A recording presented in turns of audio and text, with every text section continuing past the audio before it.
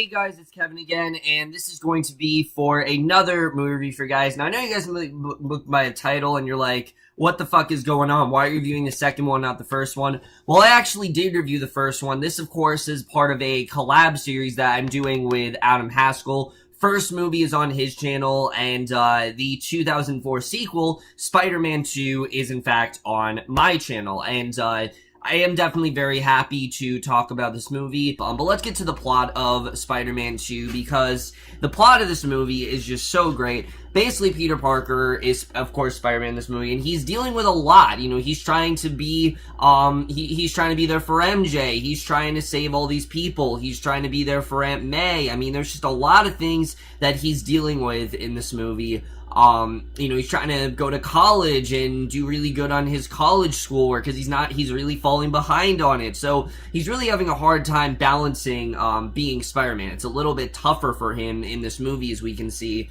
But he gets a chance to meet one of his, idols that Harry is now working with, that being Dr. Octavius, and basically, after, when he goes to meet Octavius, Octavius actually has this experiment that ends up going horribly wrong. Long story short, Octavius eventually becomes Doc Ock, and, he ends up wreaking havoc on the city, and Spider-Man has to do what he can to subdue him, and that is the essential plot of Spider-Man 2 overall. But anyways, guys, before I give my thoughts on Spider-Man 2, Adam Haskell here is going to give his portion of the review. So Adam, take it away. Thank you so much, Kevin Falk, for having me on your channel to review Spider-Man 2.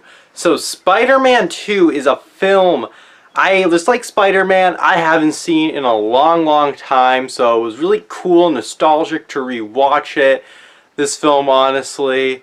A lot of things did come back when I rewatched it. It's the one I kind of remembered the least, which is kind of, I know it's everyone's favorite, and I kind of remembered it the least. But when I rewatched it, things did come back to me and all that, so yeah, Spider-Man 2, this film is fantastic. Spider-Man 2 is everything you could basically ask for in a Spider-Man sequel. It is just a phenomenal movie. The action in this film is just like the first movie. There's even more action here. This movie has what could be some of the best action I've ever seen. Like, some of the action scenes in this film are better than some action I see in films today, honestly. Like, the action in this film is absolutely spectacular. This film just has outstanding action. It keeps you on the edge of your seat. It is just amazing action. The acting, just like the first film in this, is phenomenal. Tobey Maguire still does an absolutely great job as Spider-Man Peter Parker. He just does a great job in this film. He's just phenomenal here. I still love him in this role. I love him so much. Kirsten Dunst, just like the first movie, she does a great job. Alfred Molina in this film is phenomenal as the villain. I absolutely love him as the villain in this movie. He just does a phenomenal job. He is just great in this movie. Just freaking phenomenal. And James Franco is still great here as well. J.K. Simmons in this film is freaking hilarious. He is absolutely hilarious in this movie. And this film is definitely bigger than the first film. There's definitely more to it. I don't love it as much as I love the first film. I know this is like everyone's favorite Spider-Man movie. For me, it's definitely up there. This is a phenomenal movie. I do have a preference for the first film, honestly, and the reason why is because the first film, while I had nitpicks with it, I didn't really have a real flaw with it. This film I actually have a flaw with, and I know you're like, that's such a stupid flaw. It got to me in this movie. It actually did get to me, and I didn't feel like it had to have this thing where it had to cut to black and then come back over and over and over again. Like, the first few times it did that, I was fine, but then as it went on throughout the movie, it kept having to do this thing where it cuts to black and then comes back and all that stuff, and that gut to me, honestly. I know they're trying to do that to show how much time has passed and stuff, but they just do it so much. It just got kind of annoying to me, honestly. It's not like, it's really the only flaw I have with the film. That's really it. So if I'm being honest with you guys, though. But everything else, like everything about this movie has great emotion. The characters are still great. The performances are freaking phenomenal. It's consistently entertaining. It goes by in like an instant. This movie is a little over 2 hours, and this thing just flies by, man. It just flies by. This movie just comes and goes. And I love Spider-Man 2. I think Spider-Man 2 is a great movie. It's almost on par with the first film for me. Like, literally, guys, the first film is like here, and Spider-Man 2 is just like right there. Like, it is so close. I'm going to give Spider-Man 2 a 4.75 out of 5 or an A. It is almost like a perfect movie to me. It's definitely just a great film. Anyway, guys, thanks for watching my review of Spider-Man 2, and now back to you, Kevin Falk, and yeah. When it comes down to it, guys, out of all of the Spider-Man films that we are reviewing in this series, this is the one I was most curious about, because of the fact that, in general, when it comes to the Spider-Man films, just like Adam, I haven't watched these movies in like over 10 years. I haven't. The last time I watched this movie was like when the DVD first came out. I haven't seen it since then. And I have to say, unfortunately, it really did not stick with me because of that. And I don't know if it was just because I was young and I didn't watch it a lot. But for whatever reason, this one did not stick with me. So I was really interested in getting back into this one. Obviously, because, you know, most people consider it to be the best of the trilogy. And I was really hoping that would be the case. And I have to say, after watching this movie, that is absolutely the case. I fucking love Spider-Man 2. I think it is a phenomenal film, without a doubt. And I don't know what Spider-Man Homecoming is going to present, but this, to me, is what a perfect Spider-Man movie really should compose of. But let's get to the plot. But let's just get into this movie, starting off with the cast. So if you guys didn't see my review for the first movie, which I highly recommend you do, it definitely is a really cool collab review, and I'm very happy with the way it turned out.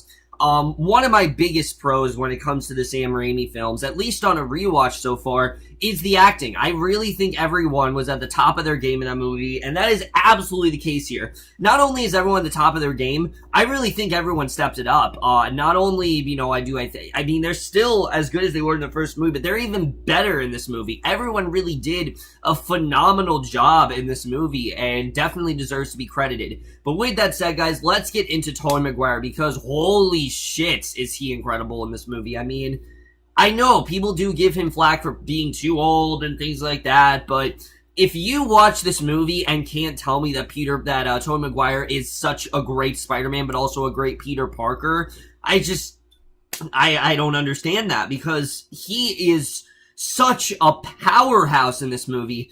He amped it up to 11. Honestly, he did, and that's something that I was extremely impressed with Tobey Maguire in this movie. He still has the fun quips that Spider-Man does. He still has the nerdy things that Peter Parker does. But there's a lot more going on with Peter Parker internally in this movie. Like I said, he's having a much harder time balancing being both Peter Parker and being both Spider-Man. It's just very complicated for him.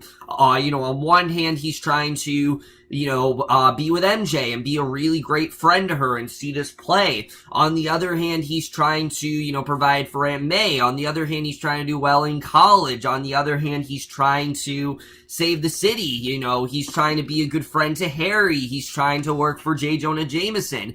He just has like 500 million things going on in this movie. And Peter Parker in general really gets shit on throughout this entire movie because of the fact that he has to keep making excuses for why he's not showing up. And I thought that was just really well executed. You can really tell this is really starting to go to Peter Parker. And especially when a certain twist happens into the movie, you're honestly really happy for him. You would think it would be upsetting, but it actually is something that, really does excite him in this film, something that actually makes things better for him. But at the same time, you want him to be Spider-Man. You want him to be able to save these people, and I really did love the way Peter Parker, Tobey Maguire portrayed this character in this movie. Like I said, I think he really did step it up in basically every single way. He poured a lot more emotion and soul into this one. You could just see he's just a lot more, He's just in a lot more of a drastic state in this movie. There's just tons of stuff that he's going through. I really did love what he had to do here. I think he did an incredible job in this movie. He really does hold this whole thing together, and he absolutely is one of the best performances in this film. If he wasn't in this, I don't think it would be nearly as good as it really is. Like, I don't think, I can't really see anyone else in this role after this movie. He was just incredible. He played this role to absolute perfection, and I honestly could go on and on. He was just incredible here. I love what he had to do, and I think definitely he is one of the best superhero castings of all time. After this movie, I definitely am convinced that that is the case. And then Kirsten Dunst in this movie as well, I think really did step it up. The first movie, she was very much the damsel in distress, and she had a lot going on with her father, and that's still going on in this movie, but she's also trying to become a very successful actress, and she seems to be doing quite well, but you can tell that things are really getting complicated between her and Peter, because her and Peter are best friends in this movie. You can tell that he definitely does want a lot more. Obviously, they've been friends and everything, and she really likes it, but he really wants a lot more, and he really wants to tell her how he feels about her. But because of how complicated things are with Spider-Man, he really doesn't want to get her involved because of the fact that she almost died in the first movie. I mean, Green Goblin outright threatened to kill her in the last movie. So he's obviously very, very tentative about actually telling her the truth. And I thought the chemistry between these two was even better. There's a lot that they go through in this movie. And MJ gets really angry at Peter because she thinks that he just doesn't want to be there for her and that he just doesn't have enough time for her. And she's obviously getting quite annoyed about that. And I think Kirsten Dunst wasn't annoying here. Like, this could have easily been just, oh, she's just annoying and everything like that, but it wasn't that. You understood why she was so upset with Peter. You understood why she didn't want him to, why she was so angry with what he really did. Why she didn't want, why she felt like, he should be responsible for what he did. I mean, I definitely really did sympathize with her here. I thought their chemistry was even more on point in this movie. And again, I think she as well really did amp it up in this film.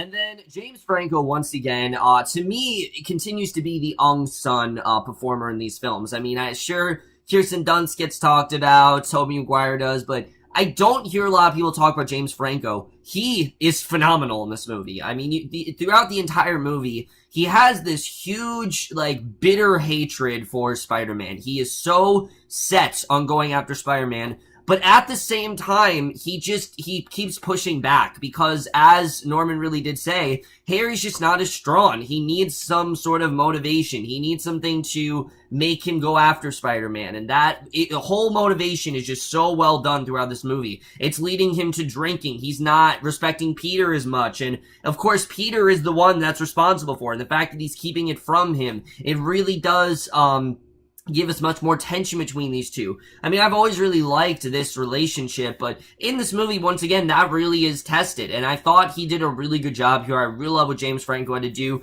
and especially the way things conclude, he really did a great job. It was very believable, it was very emotional, and James Franco, once again, it's just the perfect Harry Osborn. I really love what he had to do here. I think he did a great job, and once again, I think he really did step it up for this film. And then Alfred Molina in this movie, just like the first one, like I said, you really can't have a great Spider-Man film without a great villain. And while I think that Green Goblin was an incredible villain in the first Spider-Man, that is nothing compared to Alfred Molina in this movie. Alfred Molina is downright terrifying as Doc Ock. He did this performance to perfection. Alfred Molina, this is a very unusual role for him. He's usually a comedian. He's usually doing all that kind of stuff. What's great about this movie is that they do let him do that. He has a very dark, twisted sense of humor that he says a lot throughout this movie, and that was something I definitely really did enjoy. And I I think he did a great job. But what's also so great is the way they set up Dr. Octavius. Dr. Octavius has a lot of time in this movie, to just be Dr. Octavius. And I think they set up that relationship so well, showing how he's like this mentor to Peter and how he really wants to be, you know, he's Peter's idol and Peter really admires him. And once again, someone that Peter really admires, he has to go after. I just think is really compelling. And when he becomes Doc Ock, it's like a horror movie. It really is. I mean, once again, you have another character who gives into this force that is just without, you know, it's not within his control.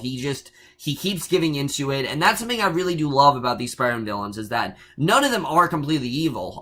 Neither is Doc Ock. Doc Ock basically gives into these claws because he realizes the power that he has, and soon he becomes very power hungry, and I really did love his story here. I honestly did feel really bad for him because you can tell that he isn't necessarily a bad guy. It's just that he keeps getting influenced by these claws very easily, and they're making him into this monstrous kind of character. And I really did love the way it was executed. I think he really did an incredible job here, and he absolutely, once again, pretty much steals every scene that he's in. He, like I said, is downright terrifying. He just added this whole other layer to the film, to the point where Spider-Man, you don't know if he can really beat him. I mean, he is so powerful and just so maniacal that you don't know if Spider-Man's actually going to be able to take him down. And Green Goblin, at least you had an idea that Spider-Man could, but this is such a powerful force with these huge claws that can go just, they can extend they can extend so far out, and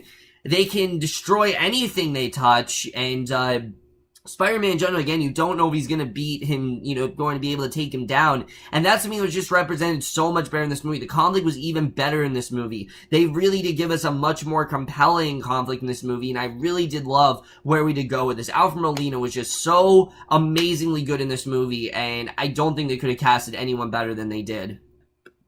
But someone we have to absolutely talk about in this movie is Rosemary Harris as Aunt May. Because Aunt May in the last movie, she did in fact have a lot to do. That's nothing compared to the amount of stuff she has in this movie. In fact, her and Peter's relationship is one of the most important elements. He holds a lot of guilt for Uncle Ben's death, and you can tell that he really is trying to make it up to her. And he's trying to balance that as well. And there's a part of this movie where it seems that she kind of knows that he is Spider-Man, and that maybe she is kind of, you know, she kind of has an idea that maybe he is, but I really love where they took their relationship. I think they deepened it even more, and you care about their relationship even more than you did in the first movie, and that was something else I really did love. And then J.K. Simmons, once again, is just such a knockout as J. Jonah Jameson. He basically steals every scene that he's in once again. He has so many funny scenes. There's one scene involving another Marvel character. They bring up this other Marvel character, and it had me absolutely rolling.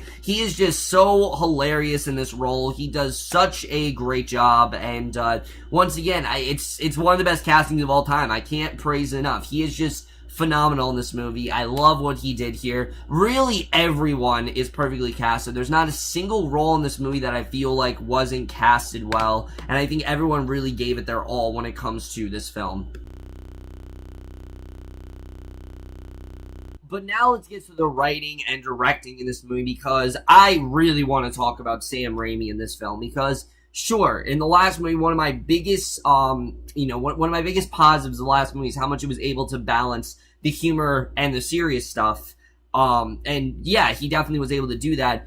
Not only does he amp it up completely, there's a lot more humor, there's a lot more serious stuff in this movie, but he really gives us a much more emotional story. It really is a lot more emotional. The emotional stuff works incredibly well here. I mean, Peter Parker gets shit on throughout this movie, and I can't say that enough. And the way this movie's directed, you'd almost think he's doing too much. You really would. But because of how organic the story really does feel and how much it really does make sense, I thought the directing was incredible. I thought he did a great job directing this movie. He goes into some really weird directions here. Like I said, Doc Ock is almost portrayed as like a horror movie in this film. There are scenes that are like something out of an Evil Dead film, and you can really tell that Sam Raimi wanted to just give it his all in this film, and he really did pour his heart and soul into this movie, and I really do credit him for that, because his directing was just so on point here. The writing as well is fantastic. I love the writing to this movie.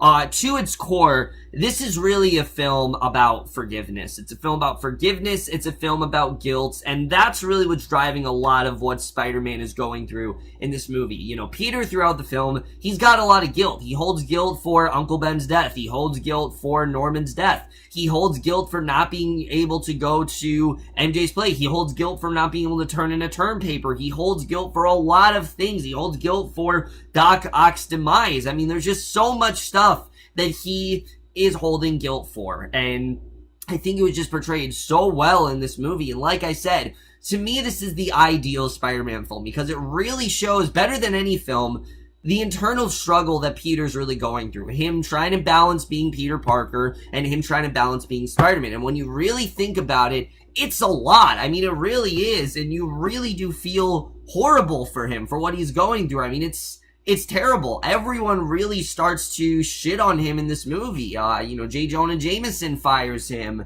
Harry and him have some rough stuff. MJ is really angry at him. I mean, there's a lot of stuff that Peter goes through in this movie, and I thought it was just incredibly well done. I really did love that story. I think it was just so interesting. And like I said, the internal struggle between Doc Ock and Peter is so well set up, because Doc Ock is just this powerful force that was completely different than that of Green Goblin. I mean, he has arms that just extend, you know, to all these buildings, and they claw onto buildings. They can literally just take windows down, take doors down. It is insane what Doc Ock is able to do in this movie, and I think that whole, you know, like I said, the struggle between these two in that battle really does heighten the tension here. You got a much more threatening, scary villain, and that was something I loved even more throughout this movie, is how scary of a villain, Doc Ock really was, and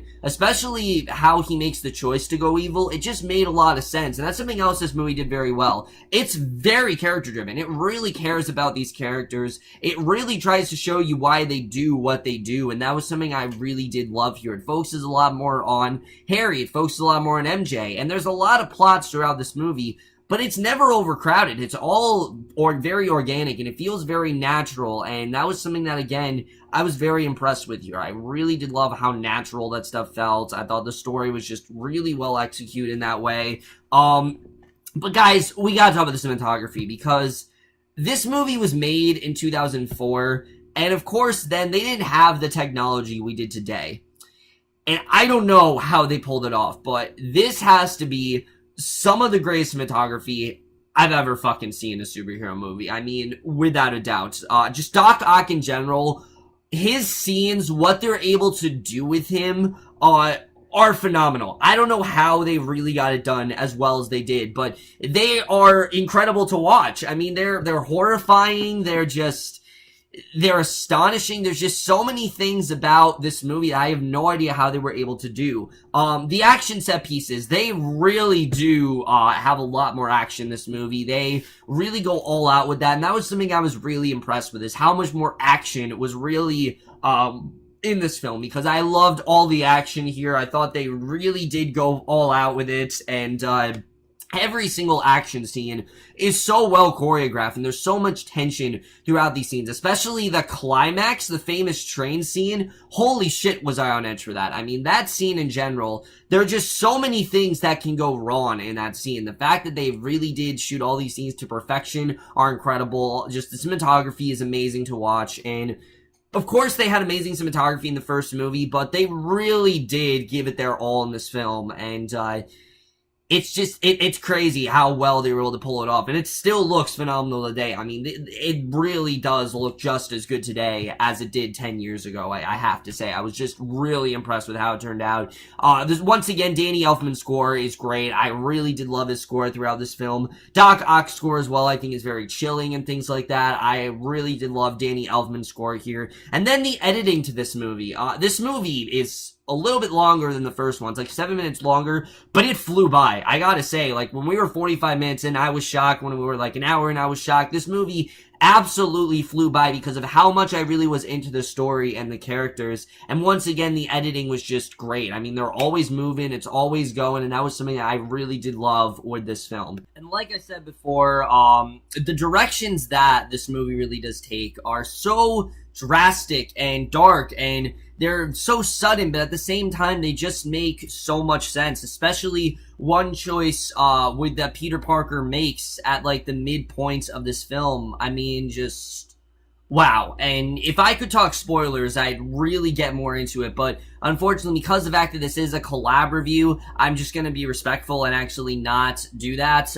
But this movie just, it has some of the greatest action set pieces, like I said, of all time. I think the directions it takes are phenomenal, and it's just so much darker, and the payoff as well is just so great to this movie. Once you eventually do have that, final battle between Doc Ock and Spider-Man. I mean, it's just so riveting, so edge of your seat. I mean, you really don't know what's going to happen. There's so much that could go wrong within those scenes, and they just set up, and they've set up that tension so well throughout the film that when we finally get to that point, we're kind of rooting for both of them. Like, obviously, we want Spider-Man to win, but Doc Ock, we understand why he's doing what he's doing. Obviously, we don't want to see him kill Spider-Man or whatever, but it's just such a riveting battle. I loved what they did here. I think they both were absolutely, just fantastic twists and things like that. And again, it really just shows how much more deeper this movie does get into that stuff. So overall, guys, Spider-Man 2 is just that much better than the first one. It really does amp up the romance, it amps up the violence, it culminates to one of the best climaxes I have ever seen. I mean, that has to be in like the top 5 action movie climaxes of all time, without a doubt. It has this incredible story about forgiveness and feeling guilt and how that can really override what you're doing and things like that. It has some incredible twists that you definitely won't see coming. It has some horribly devastating, just really shocking scenes, especially involving Doc Ock. It's just an incredible masterpiece of a film overall. It deserves all the praises really gotten, and you betcha I am absolutely going to give Spider-Man 2 a 5 out of 5 or an A+. Guys, this is the ideal Spider-Man film for me. It really does have everything you could really want in a Spider-Man film. I can't really find anything I didn't love about this movie, and especially the way the movie ends. I am really excited to see how Spider-Man 3 goes. I know the franchise goes very downhill, but I am really interested in seeing how I really am going to feel about this movie after the events of how well it was executed throughout this film. And with that, guys, that about does it for our Spider-Man 2 review. Thank you again to Adam Haskell for reviewing this movie with me. I was very excited to get back into this film. Truly one of the greatest superhero films ever made, without a doubt. But look forward to our Spider-Man 3 review, which will be over on Adam's channel. Holy shit, am I excited to see how that really does turn out. Again, I haven't seen that movie pretty much since I first saw it, so that should definitely be fun to do. But either way, guys, that's it for our review. Hope you guys enjoyed. Let me know what you guys thought of this movie overall. Loved your thoughts on it. What is your favorite movie in the Sam Raimi Spider-Man trilogy? Definitely give us your thoughts on that. And I will see you guys in my next video. Not sure what it's going to be for yet, but for whatever it is, I will see you guys for that. Okay, bye.